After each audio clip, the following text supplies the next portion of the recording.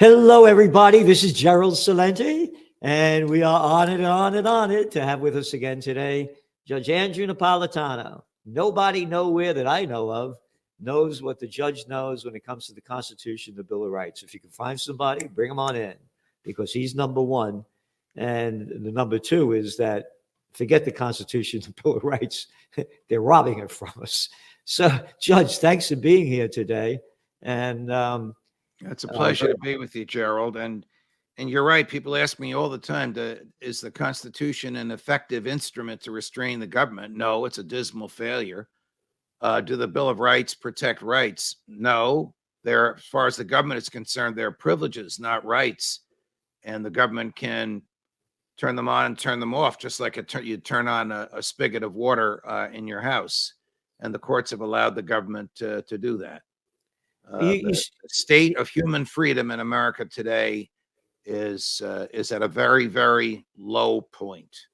The state of human freedom in America today is at a very low point. And the only question I have for you in saying that the government is doing it, it's not the government that's doing it. It's a bunch of low-life pieces of scum crap that are doing it. And the article that's coming out tomorrow proves it's not the government, it's the demonic, imbecilic, arrogant, low-life pieces of scum crap that are the politicians that are doing it. And they make up the government. So rather than calling it a government, let's call it by name. And one of the names that we could use is that lousy bastard Vladimir Putin. I mean George W. Bush. I forgot. That lousy Putin. Hey, Putin, you got a long way to go to get close to Bush when it comes to Guantanamo. You wrote this article, Judge, that'll be out. Enemies of all mankind. Last week, in federal courtroom at the U.S. Naval Base in Guantanamo Bay, Cuba. And let's stop right there. What the hell are we doing in Guantanamo Bay, Cuba? What if Cuba was in Tampa, Florida? So we leased Gitmo for 99 years during the administration of President Theodore Roosevelt. And of course, we just never left. We stopped paying rent and we never left. And the Supreme Court has said it's effectively the United States of America. And so the Constitution applies, the federal laws apply, and the federal courts have jurisdiction. Could you imagine what we're doing there? Could you imagine? It's a theft of 40,000 square miles. 40,000 square miles stolen from the people of Cuba. Yeah. And you talk about the Russians in Ukraine. You know, what are we doing over there? It's a crime. It's a crime against the Cubans. Yes. But again, nobody talks about this. And so going on, you say, an American physician hired by the Pentagon testified about the CIA's use of, I love this, rectal feeding, tubes on prisoners it detained and tortured in Thailand from 2001 to 2006. This is heartbreaking. You know, it's heartbreaking. This story, by the way, was reported in the New York Times on page right front and center, page A16, way in the back, one day, never repeated again, not the mainstream news. And it's a horror. It's a disgrace to humanity what they did to these people that they claim were, quote, terrorists. They raped them. The definition of rape is forced entry into a body cavity. They forced their way into these guys' rectums and force fed them that way. The doctor testified that this doesn't feed anybody. It's inconceivable that you could receive nourishment that way. This was just a technique of torture and control. So the reason she's giving this testimony is because this guy Al-Mashiri is on trial for a conspiracy to bomb the USS Cole in the year 2000. It's now 2023. There's a right to a speedy trial under the Constitution, but Bush decided to forget about that. Bush himself, George W. Bush, not his father, personally authorized the rectal torment. Dick Cheney, the vice president at the time, was on the news praising the rectal torment, saying it's not torment at all. It actually feeds them and saves them from starvation. The doctor says that's impossible. That was just a canard that the CIA used to justify this. The reason this is being aired in a federal courtroom is because this guy who was the victim of this obviously said things to the tormentors to get them to stop. He said what he thought they wanted to hear. And then that was repeated to the FBI. And now the FBI wants to testify about it in a courtroom. And his lawyers are arguing that statements made under or as a result of torture are not permitted in any federal court. And the judge said, you're right. The government said it wasn't torture. The judge said, okay, we're going to have testimony, but it wasn't torture. Let's see if you like it. And that's where we are in it. I'm sure the judge is going to exclude the testimony. So testimony given under torture is not permissible in any courtroom with one exception.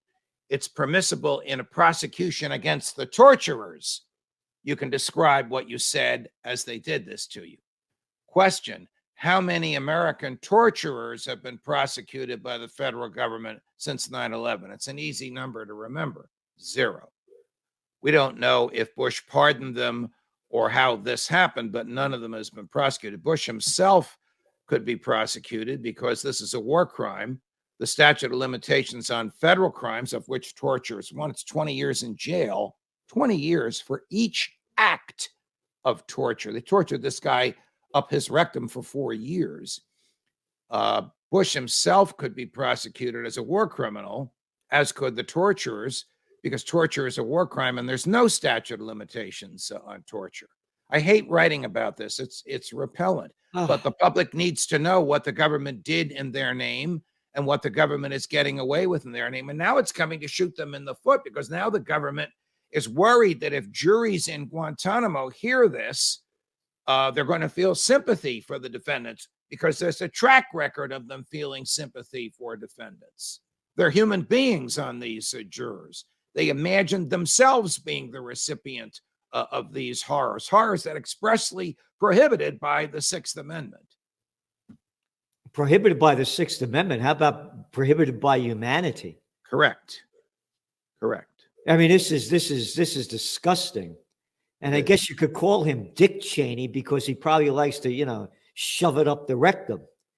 You call him Penis Cheney. I mean, that arrogant little nothing of a boy. And the arrogance of that guy. And imagine if the Russians did this. If the Russians did this, this would be headline news for weeks. For weeks. I mean, how many times did Bush rail against Saddam Hussein for his private army and for his torture chambers? Yeah. George W. Bush had a private army with its torture chambers. It's called the CIA. Yeah. And let's go back. Remember the big deal when Bush Sr. started the war against Iraq, and they lied about the Iraqis going into hospitals and stabbing kids in incubators? Yes. Oh, that was torture. That was terrible. But you could shove a tube up somebody's ass and shove food into it and torture them, and they call it feeding. Well, the Bush administration was very creative with words. They didn't use the words that shock, like rape and torture. They used enhanced interrogation and feeding those who otherwise were on the verge of starving because they had no appetite. They couldn't eat because of what was being done to them. So we will torture you up your butt so that you're afraid to eat, and then we will force feed you because we're worried you're going to starve to death, and then we have to stop torturing you if you're dead. I mean, that's the logic that Cheney applied without articulating it as specifically as I just did. In this article, they say this Dr. Crosby, who testified, this was a very, very distressing, painful, shameful, stigmatizing event. He experienced it as a violent rape, sexual assault.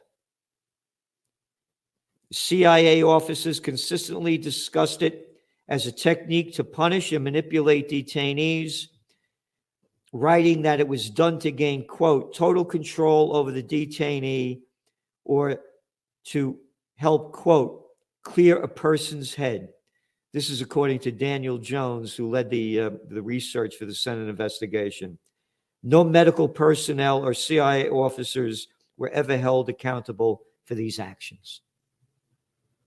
CIA hired 2 psychologists who devised all these medieval tortures, or I should say refined them. This stuff's been around for years. These guys were lauded in the media once their contracts with the CIA were over and they were able to discuss it. But they all should have been prosecuted, and of course, none was. The article goes on to say, the testimony was the most detailed public account of the procedure from a medical perspective. In October 2021, the since released prisoner, Majid Khan, told his sentencing jury